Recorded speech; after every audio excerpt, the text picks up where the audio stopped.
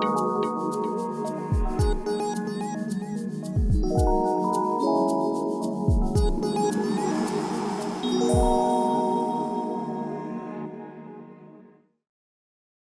boa noite a todos. Mais uma vez, é uma alegria imensa poder saudar você e a sua família. É sempre com imensa alegria que recebemos vocês aqui e que alegria sentir que você decidiu estar conosco nesse início de noite aqui em São Paulo. Bem-vindos à Nova Semente, uma comunidade adventista do sétimo dia que existe, para que juntos possamos, a cada semana, a cada momento que estamos aqui juntos, viver uma experiência real com Deus. Quero também aproveitar para uma vez mais saudar você, telespectador da TV Novo Tempo, que nos acompanha semanalmente o programa Viva uma Experiência Real. Deus possa de uma maneira muito especial também falar ao seu coração nesse momento. Hoje nós estamos na terceira parte da série Você é aquilo que ama. E durante essa série nós temos analisado, temos visto como seres humanos não somos apenas seres pensantes, mas acima de tudo nós somos dominados pelos nossos desejos, por nossas vontades. Mas por que essa noção é tão importante a nós? Porque através do verdadeiro amor nós podemos, queridos, aprender a buscar aquilo que Deus de fato espera de cada um de nós. E como isso é possível? Através dessa experiência, da experiência real. Isso é que é a essência desse Deus, amor. E é por isso que nós estamos analisando em diversas facetas o lindo texto de 1 Coríntios capítulo 13. O capítulo do amor que nós encontramos no Novo Testamento. Nesse texto nós encontramos as características, os atributos do verdadeiro amor que emana de Deus. Até aqui nós já vimos a primeira parte dessa série, as características. A primeira das características, falamos sobre a bondade, depois da mensagem introdutória, que apresentou exatamente esse fato de que somos aquilo que amamos. E hoje nós vamos passar à segunda dessas características, o segundo desses atributos, a abnegação. E por isso eu convido a você a acompanhar comigo a parte de 1 Coríntios, que vamos focar nossa atenção nesse momento. Logo no verso 4, da segunda parte, diz o seguinte: o amor não inveja. Significa que é impossível amar alguém e sentir inveja ao mesmo tempo. Mas afinal, o que é inveja? Trouxe para vocês aqui aquilo que o dicionário português indica a nós. Substantivo feminino vem aqui de um desgosto provocado pela felicidade ou prosperidade alheia. Você vê alguém feliz, prosperando, você fica triste com isso. Uma segunda definição é o desejo irrefreável de possuir ou gozar o que é de outrem. Querer desejar aquilo que não é seu, aquilo que é de outra pessoa.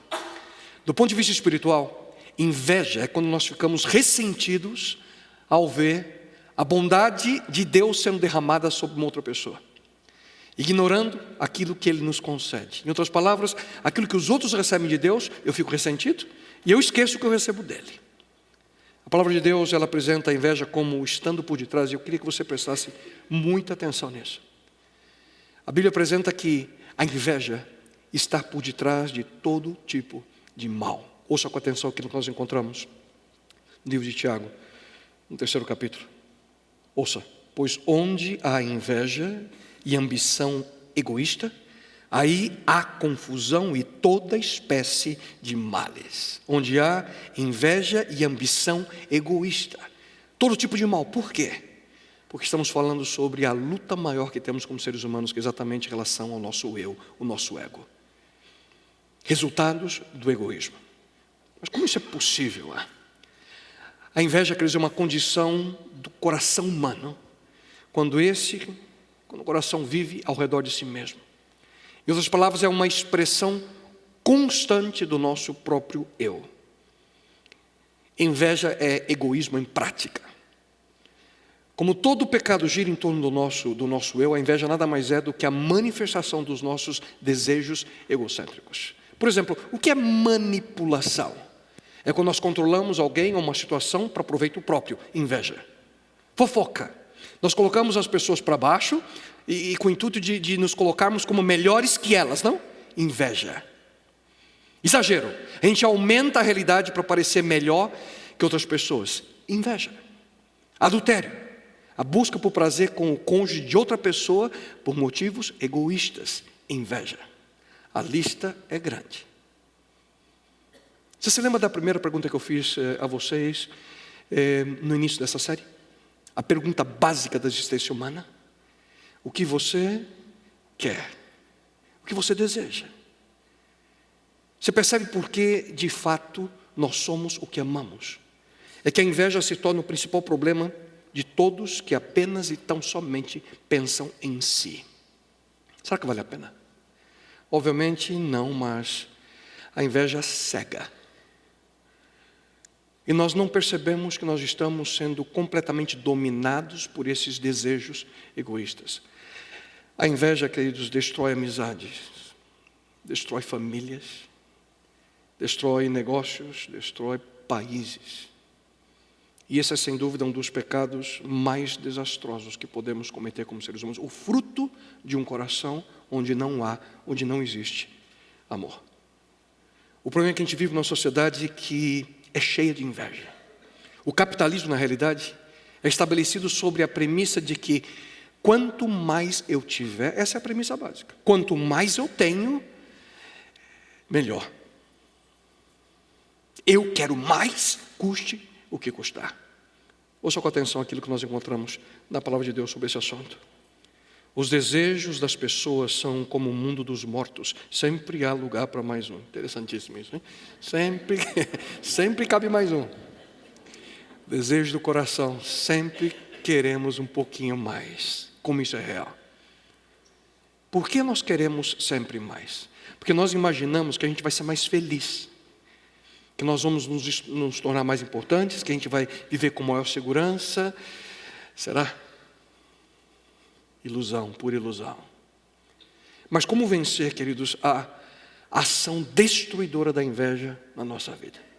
E muitas vezes nós aprendemos o que fazer, ensinados a o que não fazer. E nessa noite eu quero convidar você a acompanhar comigo aquilo que nós encontramos na palavra de Deus, uma parábola, uma história que Cristo contou. Essa história aborda um grupo de trabalhadores de uma vinha que agiram de uma maneira que não deveriam. Eles se tornaram invejosos com o resultado. A história se encontra em Mateus no capítulo 20. Depois em casa você pode ler ela com detalhes. E aqui eu vou colocar você os pontos principais. Nessa história, como eu disse, o dono de uma vinícola, uma plantação de uvas, sai de madrugada da sua casa em direção à cidade mais próxima com o objetivo de contratar trabalhadores para a vinha. E ele começa com um grupo de trabalhadores bem cedinho, por volta das 6 da manhã. Ele encontra as pessoas ali esperando serem contratadas, ele contrata aqueles trabalhadores, mas depois ele volta para casa e percebe que precisa de mais gente para trabalhar. E ele volta para a cidade. E ele volta para a cidade outras 4 vezes durante aquele dia. E ele contrata outros 4 grupos de trabalhadores. Ele faz isso às 9 da manhã, ao meio-dia, às 3 da tarde e às 5 da tarde. Com os primeiros, aqueles que começaram às 6 da manhã, ele faz um acordo de salário. Ele combina com eles o que ia pagar e eles concordaram. Então, os primeiros que foram contratados para começar às 6 da manhã, eu vou pagar tanto, se aceita? Aceito, beleza, vamos começar a trabalhar. Com os demais, ele não fazia o acordo de quanto ia pagar. Ele dizia o seguinte: se aceita trabalhar, vem, trabalha na minha vinha, e eu vou pagar para você o que é justo. Não discutiu o valor a ser pago aos outros trabalhadores. Portanto, os demais, eles simplesmente aceitaram trabalhar sem saber, em realidade, quanto que eles iam ganhar no final do dia. Quando o dia acaba, o dono da vinha chama ali o seu gerente administrativo e diz para ele: escuta, começa a pagar aqueles que começaram por último, aqueles que começaram às 5 da tarde, e assim por diante. Mas aqui vem um problema. Ele decidiu pagar a mesma quantidade de dinheiro para todos. Aqueles que trabalharam somente 1 hora ganharam o mesmo daqueles que trabalharam 3 horas, que por sua vez ganharam o mesmo daqueles que trabalharam 6 horas, que ganharam o mesmo que aqueles que trabalharam 9 horas, e finalmente o mesmo dos primeiros que começaram bem cedinho e trabalharam 12 horas, das 6 da manhã às 6 da tarde. O proprietário decidiu pagar a mesma coisa a cada um deles. Quanto? Um denário. Fiz uma pesquisa rápida aqui para que vocês possam ter uma ideia. Um denário na época de Cristo era o dinheiro aproximado para se comprar 8 quilos de pães.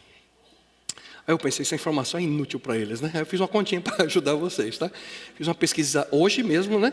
E encontrei o quilo do pão francês varia entre R$ 8,90 a R$ 15,90 aqui em São Paulo. Aí, para facilitar a minha conta, eu fiz a média dos dois, deu 12,40, arredondei para 12,50.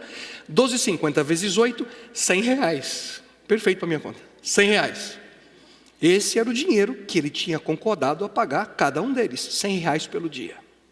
Portanto, naquele momento, o salário de um dia de trabalho seria exatamente esse valor, R$100. Quando os que trabalharam 12 horas, finalmente perceberam que o salário combinado era só aquilo mesmo, ficaram injuriadíssimos e começaram a reclamar de maneira aberta ali para o proprietário da vinha. Eles sentiram que não receberam o que mereciam. O que aconteceu? Hein? A inveja começou a tomar conta do coração daqueles homens. E nessa história, eu vou ler mais alguns versos a vocês, nós encontramos 4 atitudes, queridos, que eu gostaria que você prestasse muita atenção a como vencer o veneno da inveja. Como retirar a inveja do nosso coração. E a primeira atitude é essa. Estão preparados?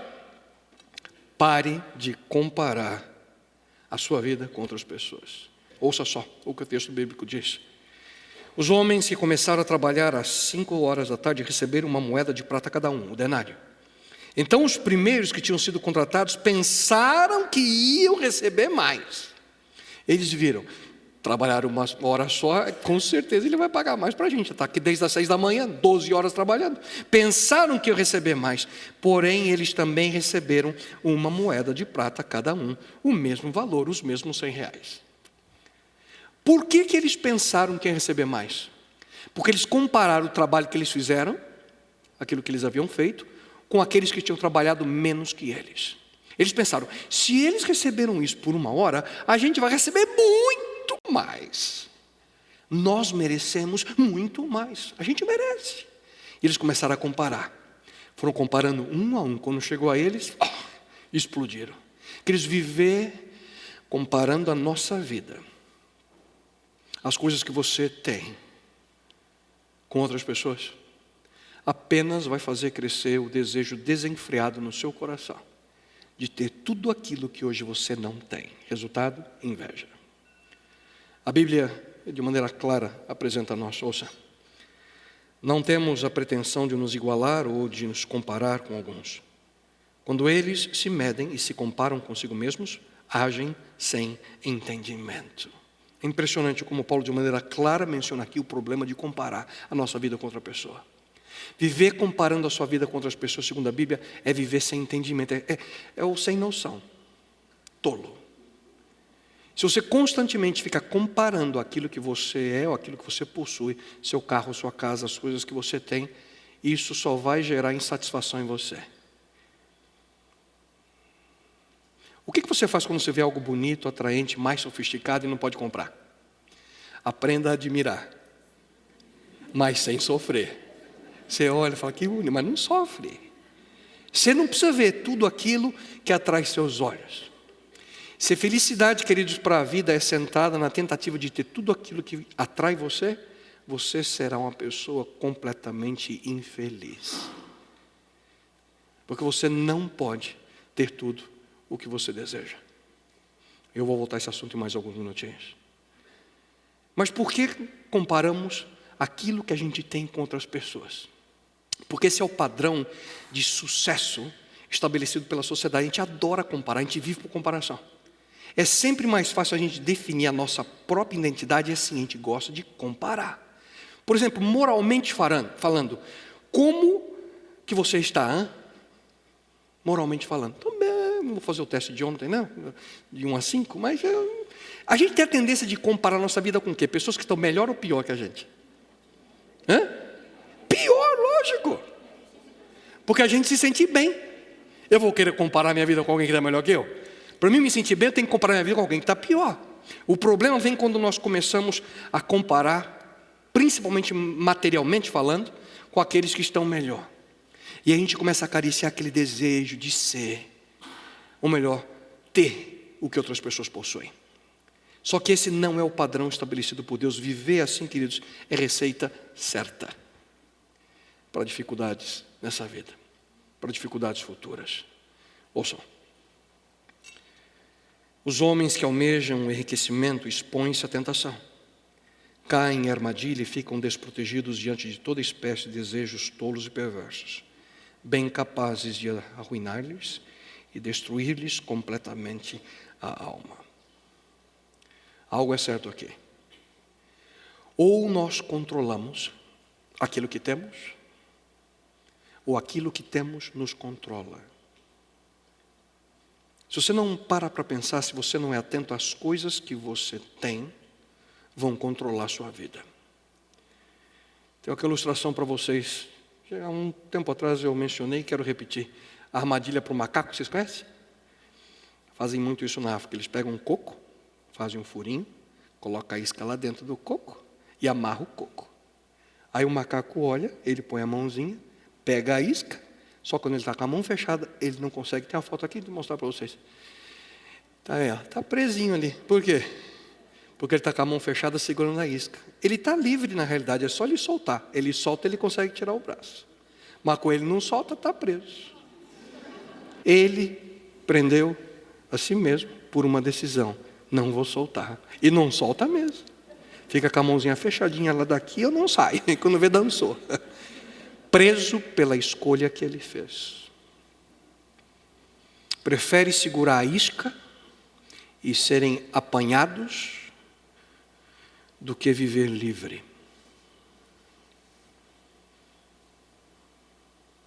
Quantos seres humanos vivem da mesma forma? Preferem manter as iscas que esse mundo apresenta e viver presos do que viver livres. E você? Você prefere viver como? Infelizmente, queridos, muitas pessoas sacrificam a sua moral. Muitas pessoas sacrificam seus valores, sacrificam sua integridade. E alguns, infelizmente, não conseguem medir as consequências, mas sacrificam seus relacionamentos. A coisa mais importante que nós temos como seres humanos são nossos relacionamentos. Mais nada de fato importa. Sacrificam tudo isso na tentativa de manter um padrão, um status por comparação com outras pessoas. Isso sem falar do problema que a nossa sociedade enfrenta hoje com a idolatria às celebridades. Muitos acham que, por serem famosos, eles são diferentes, alheios aos problemas normais que a maioria das pessoas enfrenta. Pura ilusão. Porque quando você conhece gente famosa, não conheço muitas, mas algumas. Quando você conhece as pessoas de maneira mais íntima, você percebe nitidamente que todos, como nós, têm suas lutas, suas dificuldades, seus problemas, suas dúvidas. E não é porque uma pessoa aparece em alguma revista ou na televisão que ela é imune à realidade da vida. Pelo contrário, muitos deles, a exposição pública é que é a causa da grande parte dos seus problemas. Mas alguns pensam, como eu gostaria de ser como aquela pessoa. Como eu queria ter a fama, o glamour, o reconhecimento. Como eu queria que me parasse na rua para dar autógrafo. Será que você gostaria mesmo desses problemas? Porque nas últimas semanas, eu tenho acompanhado por morar na América, diversas celebridades de Hollywood estão vivendo uma enxurrada de denúncias de abuso e assédio sexual. Vocês têm acompanhado? Atores famosos, diretores de cinema famosos, celebridades, mas com uma vida de podridão por detrás, de um sorriso de celebridade. Alguns buscando tratamento em clínicas, uma vida de podridão. Porque todos nós, seres humanos, nós temos feridas. alguns feridas mais ocultas. Todos têm problemas. E a realidade, a questão, o problema da inveja é um fato que após a entrada do pecado nesse mundo, nós sempre tivemos que lidar com esse problema. Mas se você deseja se libertar retirando a inveja do seu coração, ouça, pare de comparar-se com outras pessoas. Uma segunda atitude que eu gostaria de sugerir a você, se você deseja de fato retirar a inveja do seu coração, é aprecie aquilo que Deus tem feito na vida de outras pessoas. Quando você vê as bênçãos de Deus sobre outras pessoas, qual que é a sua reação? Nós precisamos desenvolver esse hábito de nos alegrar pelas coisas boas que outras pessoas recebem, pelas vitórias que outras pessoas alcançam. Isso não é algo, queridos, que surge espontaneamente no nosso coração. A gente precisa intencionalmente desenvolver essa atitude. Isso é exatamente o contrário daquilo que aqueles trabalhadores ali da vinha fizeram. Eles trabalharam todo dia, receberam exatamente aquilo que tinham concordado, receberam o que era normal. Eles não foram enganados, mas se ressentiram profundamente em virtude daqueles que trabalharam menos, mas receberam o mesmo salário. Ao invés de eles ficarem felizes por eles, não. Pela bênção extra que eles receberam, aqueles seus companheiros trabalharam juntos ali, pelo menos uma horinha juntos. Ficaram ressentidos, indignados. Ouça, quando viram os que tinham sido contratados primeiro, esperavam receber mais, mas cada um deles também recebeu 1 denário.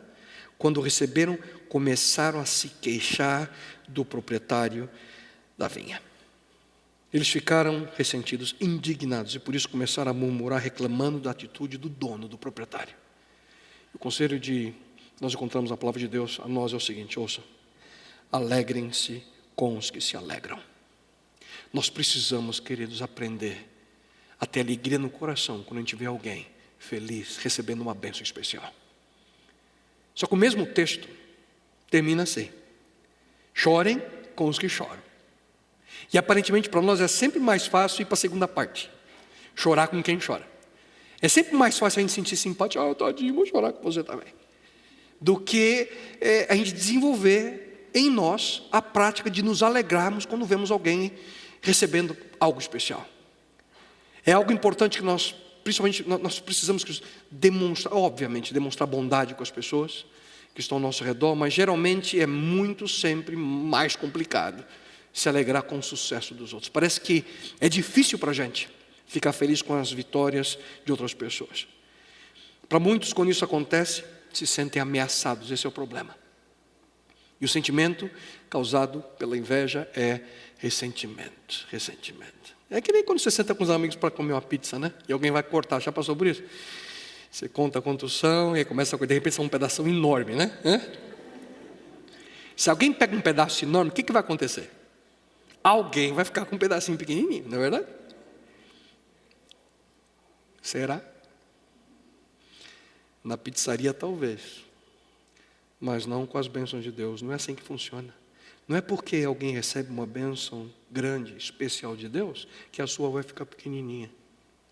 Com a pizza talvez, mas não com Deus. Ouça só o que o profeta Jeremias certa vez escreveu. As suas misericórdias são inesgotáveis, renovam-se cada manhã. Grande é a tua fidelidade. A graça de Deus é inesgotável. Há muito, infinitamente, muito mais do que aquilo que você pode sequer imaginar. Naquela que é uma das mais belas preces do Novo Testamento, eu amo essa oração, que nós encontramos em Efésios no capítulo 3. A gente lê o seguinte, ouça. Ora, aquele que é poderoso para fazer tudo muito mais abundantemente além daquilo que pedimos ou pensamos. Eu amo essa sequência aqui, cada vez é maior. Vou ler de novo. Aquele que é poderoso para fazer tudo muito mais abundantemente além daquilo que pedimos ou pensamos. Segundo o poder em que nós opera, a Ele seja a glória na igreja em Cristo Jesus, por todas as gerações, para todo sempre. Amém. Não tem fim. Para Deus, queridos, abençoar algumas pessoas de maneira diferente, Isso não significa que Ele não tem uma bênção para você. Queria muito que você entendesse o que eu vou dizer agora. As bênçãos, as pessoas recebem bênçãos diferentes. Alguns têm boa saúde, outros não. Alguns têm sucesso profissional, outros não. Alguns têm relacionamentos saudáveis, outros não. O problema é que, infelizmente, pela aplicação errônea daquilo que nós encontramos aqui na Palavra de Deus, alguns que se autodenominam líderes religiosos apresentam a ideia de que seguir a Deus significa necessariamente o recebimento automático de bênçãos financeiras. Em outras palavras, se você é fiel a Deus, você alcançará a sua independência financeira. Você terá bens materiais. E essa cilada, vou repetir, essa cilada tem penetrado os círculos cristãos através daquilo que é conhecido como teologia da prosperidade. E mesmo embora seja verdade que Deus deseja que o seu povo seja abençoado e seja fiel a Ele, muitos cristãos imaginam que Deus deseja que cada um de seus seguidores seja rico. Que os receber a bênção de Deus não significa necessariamente bens materiais. Você pode se abençoar de uma maneira diferente. E nunca se esqueçam de quão humildes e simples foram os primeiros discípulos de Jesus Cristo, incluindo o Mestre.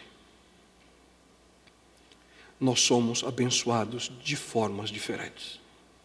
E a gente precisa aprender a apreciar, a ficar alegres com a alegria e o sucesso de outras pessoas. A realidade é que a inveja, ela tende a surgir em áreas da nossa vida que a gente tem maior interesse. Esse é o problema.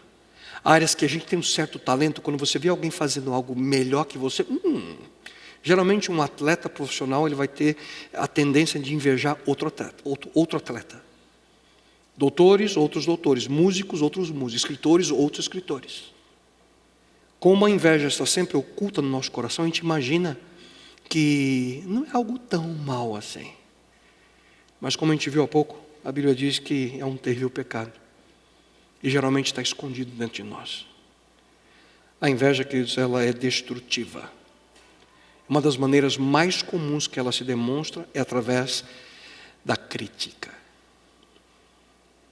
Muitas vezes, quando alguém está criticando uma pessoa, que aparentemente está sendo bem-sucedido, está tendo êxito em alguma parte da sua vida, a crítica vem como resultado da inveja. Em outras palavras, o crítico amaria estar fazendo algo igual.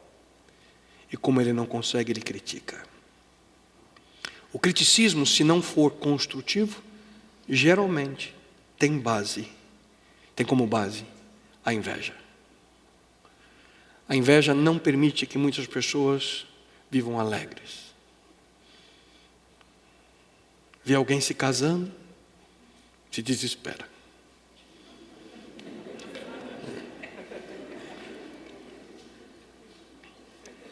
Vocês que estão rindo. Vê um novo bebê chegando, dominado pela inveja. Vê alguém se formando, inveja. Vê o fechamento de um grande negócio, inveja. Vê alguém recebendo uma herança, inveja.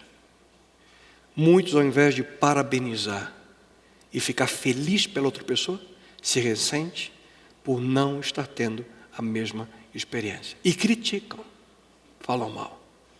E como diversas outras áreas da nossa vida, viver em ressentimento causados pela inveja é uma escolha, e as pessoas não percebem isso.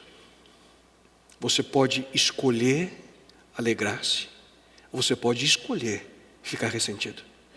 E alguns, por que não comigo? Hein? Por quê? Mas há uma terceira atitude que nós precisamos desenvolver, queridos, para retirar a inveja do nosso coração. Eu quero sugerir a você, e espero que você guarde com carinho e se lembre. Se você de fato deseja, de uma maneira especial, retirar a inveja do seu coração, seja grato com aquilo que você já tem. Lembre-se daquilo que você tem. E essa é uma atitude que nós precisamos aprender. Não vem naturalmente na natureza humana. E é por essa razão também que o apóstolo Paulo, ele afirma de maneira tão clara: aprendi a estar satisfeito com o que tenho. Sei o que é estar necessitado e sei também o que é ter mais do que é preciso. Aprendi o segredo de me sentir contente em todo lugar e em qualquer situação, quer seja alimentado ou com fome, quer tenha muito ou tenha pouco. Uau! Aqueles primeiros trabalhadores da vinha receberam justamente o que havia sido combinado. Como diz o texto, cada um deles também recebeu um denário.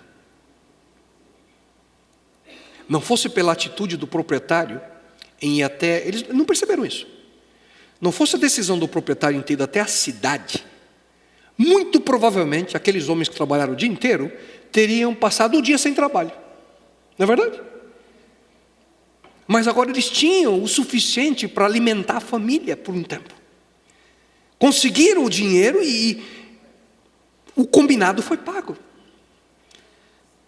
Portanto, ao invés de reclamar como aqueles homens fizeram, a gente precisa focar o nosso coração na realidade de que sem Deus, queridos, nós não temos coisa alguma.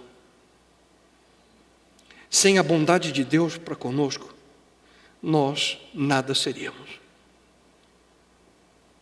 Ouça.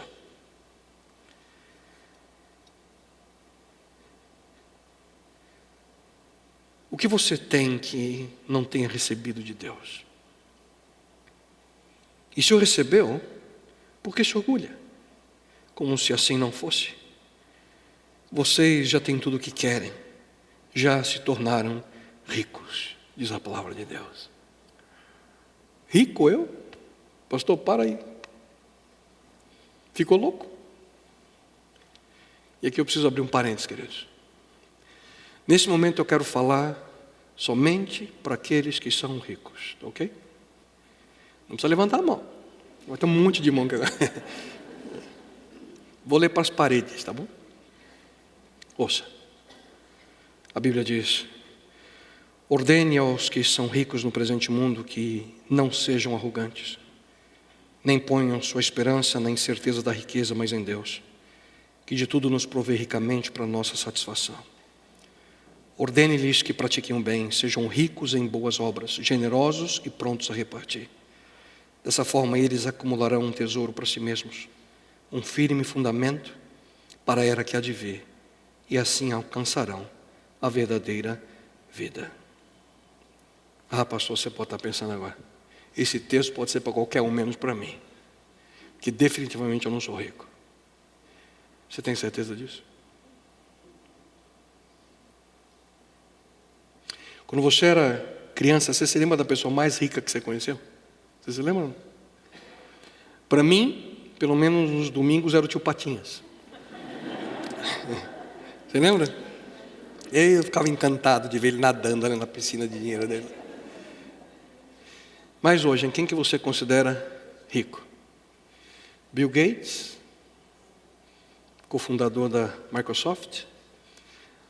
Liliane Bittencourt, a herdeira do império da L'Oréal? O Jeff Bezos, o fundador da Amazon, hoje o homem mais rico do mundo. Dizem os números de hoje, cerca de 95 bilhões de dólares, patrimônio pessoal. São celebridades que se consideram pessoas ricas? Alguns pensam, se eu fosse rico, eu ia saber gastar meu dinheiro da melhor maneira, de maneira sábia. Só que sempre há alguém que pensa o mesmo que você. Sempre há alguém que pensa que você é rico. Porque ser rico é uma coisa muito relativa. É relativa a um padrão pré-estabelecido. Ouçam com atenção. Essa percepção é relativa a um padrão pré-estabelecido, o qual muda. E muito. Já percebeu que muitas pessoas que nós consideramos ricas, elas acham que não são? Sabe por quê? Porque ela sempre conhece alguém que é mais. Uma pesquisa feita com milionários nos Estados Unidos, chegaram para as pessoas e perguntaram: você se sente rico? As pessoas que foram entrevistadas tinham, em média, um patrimônio de 3,5 milhões de dólares. Todas elas. Chegaram e perguntaram: você se sente rico? 40% delas falaram: não, eu não me sinto rico. Para essas pessoas, eles disseram: mas quando é que você vai se sentir? Eles disseram: quando eu tiver 7 milhões e meio, aí sim eu vou ser rico. E adivinha quem acha que ter 7 milhões e meio não significa ser rico? Adivinha quem? Quem tem. Eu falo: não, ainda não. Alguns dizem: eu não me sinto rico, porque eu sempre pensei que ficar rico me traria felicidade, eu ia ser feliz, que eu ia me sentir bem-sucedido, que eu ia me sentir seguro, que eu ia me sentir autossuficiente para fazer tudo o que eu sempre sonhei. Só que alguns dizem: eu não me sinto feliz, porque eu não consigo fazer tudo o que eu sempre sonhei. Eu não me sinto seguro, tenho medo. Portanto, dizem: eu ainda acho que eu não sou rico. E aqui, queridos, a gente volta ao problema que eu mencionei há pouco. O problema relacionado com a comparação. Olhando do ponto de vista financeiro, com quem nós nos comparamos? Com quem tem mais ou com quem tem menos? Nós geralmente nos comparamos com quem tem mais e a gente chega à conclusão: realmente eu não sou rico. Mas ouça só o que a Bíblia diz sobre esse assunto. Quem ama o dinheiro jamais terá o suficiente. Quem ama as riquezas jamais ficará satisfeito com os seus rendimentos. Vocês percebem aqui qual é a palavra-chave?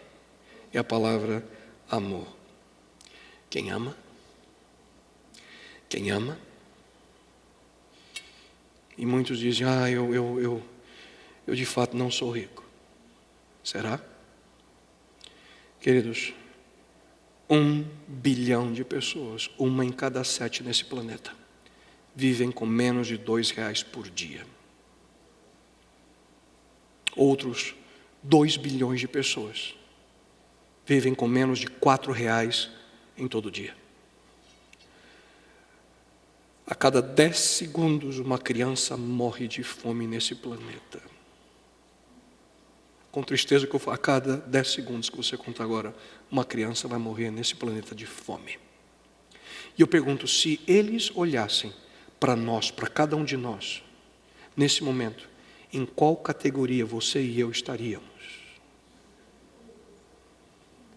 Posso ver a mão daqueles que são ricos aqui agora? Faz toda a diferença do mundo, queridos. Ricos. Você, cada um de nós, somos ricos. Muito ricos. O problema é que sempre vivemos presos por circunstâncias. E alguns dizem: eu tenho certeza que estão pensando: pastor, você não faz ideia do problema financeiro que eu estou passando agora. Como é que eu posso ajudar outras pessoas? Sabe como? Com um coração dominado por amor. Em realidade, ouça com atenção: você pode ser pobre, egoísta e ganancioso. Assim como você também pode ser rico, egoísta e ganancioso. Só que você pode ser pobre e viver contente, com disposição de servir, como você também pode ser uma pessoa rica e viver contente, com disposição de servir. Tudo depende da sua atitude. Mas enquanto nós não percebemos quão rico nós somos, sempre vamos ter dificuldade em compartilhar. Sempre vamos ter dificuldade em dar, em servir outras pessoas. E tudo depende de uma atitude. Tudo depende de uma escolha. Tudo depende da sua escolha. De quais são as suas prioridades. O que na sua vida é mais importante? E me permita lembrá-lo: você é aquilo que ama. Em outras palavras, nós temos que aprender a viver gratos e contentes com aquilo que nós temos. A Bíblia diz: se Deus der a você riquezas e prosperidade e deixar que as aproveite, fique contente com o que recebeu e com o seu trabalho, Isso é um presente de Deus. Em outras palavras, Deus deseja que possamos viver, queridos, agradecidos e satisfeitos com aquilo que nós já temos. A Bíblia diz, é um presente. O que Deus deu a você, seja grato. Eu quero só lembrar você que não teríamos nada se não fosse por Deus. Tudo o que possuímos provém de suas mãos. Só que muitos caem na armadilha daquela fórmula. Quando? Então. Quando eu conseguir isso e aquilo, então vou ser feliz. E você está esperando o que para ser feliz? Alguns pensam, quando eu casar, então eu vou ser feliz. Já outros imaginam, quando eu me divorciar, aí eu vou ser feliz. Queridos, felicidade é uma escolha. Esquece dessa fórmula. Quando, então. Felicidade real é baseada naquilo que você deseja. Felicidade é aprender a viver satisfeito e alegre com aquilo que você tem. E finalmente, se você me permite, para retirar a inveja do nosso coração, a última sugestão que eu gostaria de dar, baseada na história dos homens da vinha, é confie plenamente em Deus, mesmo quando a vida parece ser injusta. Quando aparentemente Deus tem abençoado alguém e não você, como você gostaria, confie nele. Você precisa acreditar que Deus sabe o que é melhor para você. Ele sempre sabe o que é melhor para cada um de nós.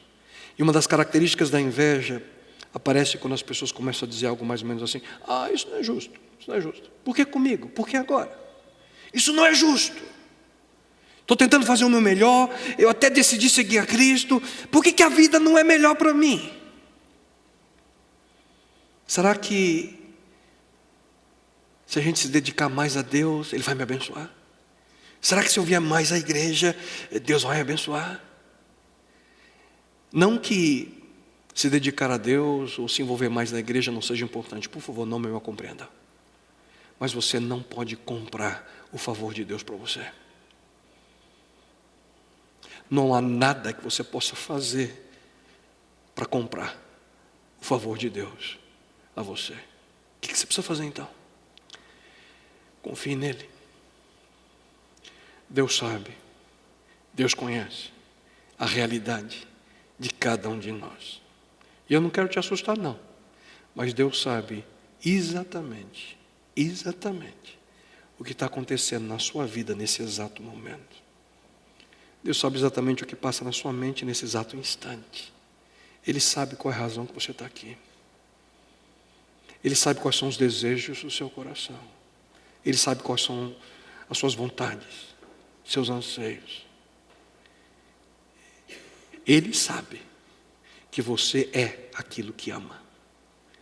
E o que Ele mais busca nesse momento é fazer com que os seus desejos, que a sua vontade, se alinhe cada vez mais e mais com os desejos, o anseio e a vontade dEle para a sua vida.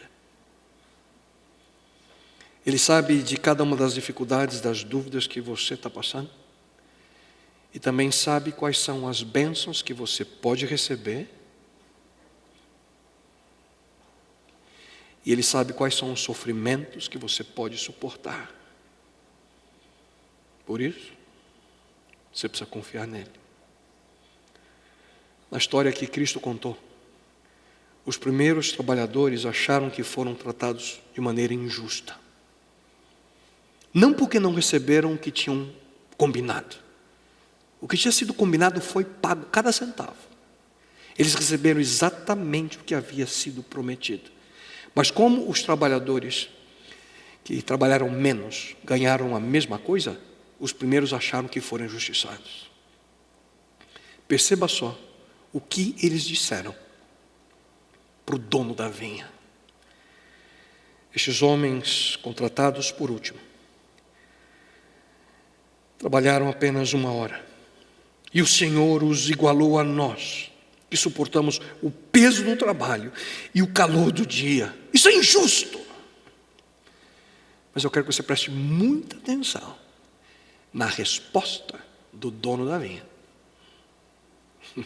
Que, por sinal, espero que você saiba quem é o dono da vinha, o que ele representa nessa parábola. O próprio Deus. E ele respondeu o seguinte, mas ele respondeu a um deles: amigo, não estou sendo injusto com você. Você não concordou em trabalhar por 1 denário? Receba o que é seu e vá. Eu quero dar ao que foi contratado por último o mesmo que lhe dei. Não tenho o direito de fazer o que quero com o meu dinheiro? Ou você está com inveja porque eu sou generoso? Que o aspecto fundamental da inveja, e agora eu quero apresentar a você o outro lado dessa moeda. O aspecto fundamental da inveja está exatamente nesse texto. Quando nós somos dominados pela inveja, nós estamos em conflito, sabe com quem? É com o próprio Deus. O seu maior problema não é com a pessoa que você inveja. O seu maior problema é bem mais profundo, é com o próprio Criador. Porque você está duvidando da bondade de Deus para a sua vida. Você está se ressentindo que outras pessoas recebam o que você acha que você merece. Qual é o âmago da questão? Você e eu precisamos de fato confiar em Deus. A gente precisa aprender a confiar nele em cada pormenor da nossa vida. A questão é que um coração dominado pela inveja o leva a se esquecer de quem é Deus. E a gente tem visto nessa série, queridos, de que Deus é amor. E alguns pensam assim, talvez Deus ame mais a outra pessoa. Isso é uma mentira.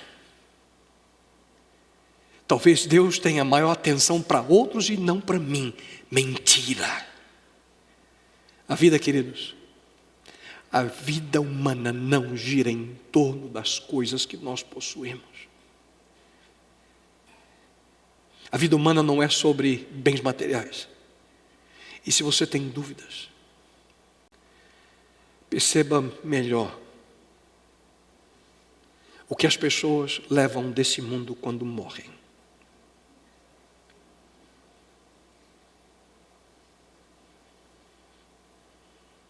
A próxima vez que você for convidado a participar de um funeral de um amigo, de um familiar, preste muita atenção. O que a pessoa morreu está levando com ela.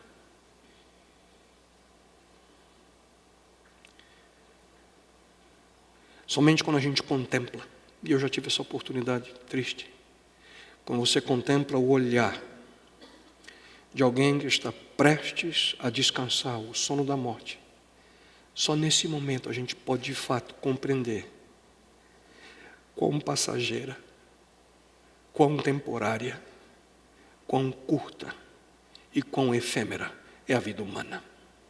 É quando você olha nos olhos de alguém que está prestes a dar o último suspiro. Você percebe, a vida humana não é nada.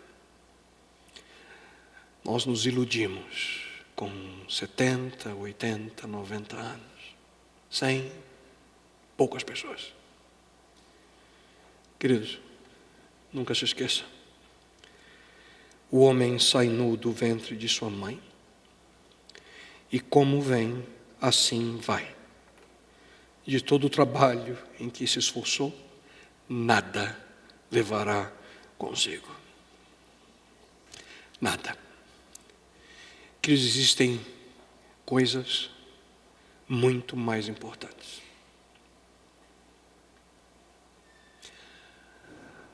A inveja é a febre, mas a infecção, na realidade, é a dúvida. Cada vez que nós somos dominados pela inveja, nas suas mais diferentes manifestações, nós estamos de uma forma ou outra duvidando do amor e do poder de Deus na nossa vida. Você está duvidando se Deus pode ou não conceder aquilo que você sonha no seu coração. Portanto, confie em Deus, mesmo que as circunstâncias da sua vida sejam aparentemente injustas. E mesmo se for, o seu sofrimento não vai durar para sempre. A promessa do Mestre, ele disse: nesse mundo vocês terão aflições, contudo tenham ânimo, porque eu venci o mundo. Queridos, eu quero dizer uma coisa a você nessa noite: a libertação se aproxima.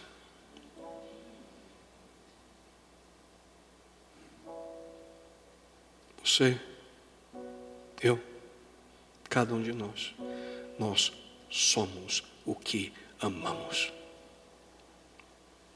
Mas talvez você não ame como imagina.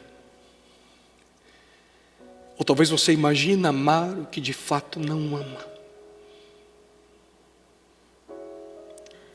O que eu quero dizer com isso? Nunca se esqueça a maneira pela qual Jesus Cristo terminou a história do Senhor da vinha. Eu tenho certeza que você já ouviu esse texto. Essa história desses trabalhadores da vinha termina assim: assim, os últimos serão primeiros e os primeiros serão últimos. O quê? Isso mesmo. É aí que Cristo coloca essa frase: os últimos serão os primeiros e os primeiros serão os últimos. A que ele se refere? A eternidade. Que muitas pessoas que possuem talento, fama, bens materiais, que se tornam autossuficientes pensando que essas coisas terão uma posição invertida se mudarem de atitude e alcançarem a salvação. E o ponto aqui é esse: tudo aquilo que foi motivo de inveja no nosso mundo não terá qualquer significado ou qualquer valor no céu. Zero. Nada. Sucesso, riqueza, talento, beleza, fama, sobrenome, nada daquilo que hoje é razão e foco do pecado da inveja terá qualquer valor quando nós estivermos ao lado de Deus por toda a eternidade. Zero. Você percebe? É inútil sentir inveja. O que Deus vai avaliar não é nenhuma dessas coisas. O que Ele vai avaliar na sua e na minha vida é aquilo que de fato amamos. E como esse amor nos leva ou não a servi-lo sobre todas as coisas e a servir ao nosso próximo como a nós mesmos, seguindo aquilo que Ele nos mostrar, porque Deus mostrará a você. Por isso nós temos que mudar o foco dos nossos desejos, o foco da nossa vontade. E se você quer estar pronto para o momento quando Cristo voltar, você precisa, em primeiro lugar, reavaliar quais são suas prioridades. Você precisa responder a você: o que é mais importante à minha vida? Em segundo lugar, você precisa realinhar a sua agenda, permitindo que a sua atenção passe a notar, a perceber, a enxergar, e o seu tempo proporcionar momentos que você possa servir aquilo e aqueles que são importantes para Deus. Como? Tendo um coração que verdadeiramente compreenda e viva a experiência do amor. Nós fomos criados por Deus para servir e não acumular. Nós fomos criados por Deus para amar e não invejar. Sirva, ame e nunca se esqueça: você é aquilo que ama. Então, o que ama você? o que você ama. Bom Deus, mais uma vez nos deparamos, Pai, com uma escolha difícil de ser feita, porque não flui da nossa natureza. A gente nasce com a tendência, desde pequenininhos, de querer coisas para nós. Somos egoístas por natureza. Crescemos e começamos a fingir. Não queremos demonstrar a natureza que nos domina. E Pai, hoje nós vimos o problema que está por detrás da inveja. Egoísmo em prática. A busca por coisas que outras pessoas possuem e nós achamos que somos injustiçados por não ter as mesmas coisas. Pai, ajuda-nos a que paremos de comparar nossa vida com outras pessoas.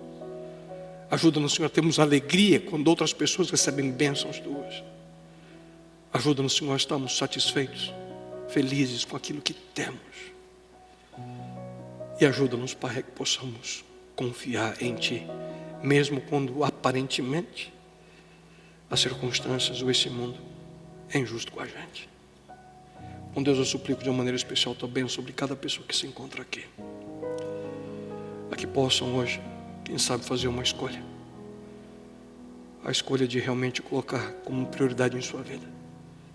Entender o que significa amar, segundo o amor que o Senhor nos ensinou e que nos mostrou até. No amor não há inveja. Pai, ajuda-nos a que possamos amar e a retirar de nós todo e qualquer sentimento que possa ser uma barreira naquilo que Tu desejas, a que possamos servir e realmente amar aqueles que estão ao nosso redor.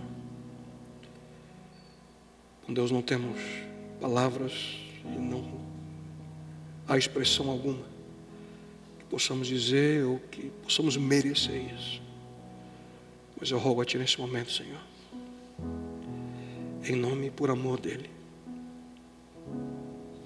Teu Filho amado e nosso Salvador Jesus Cristo.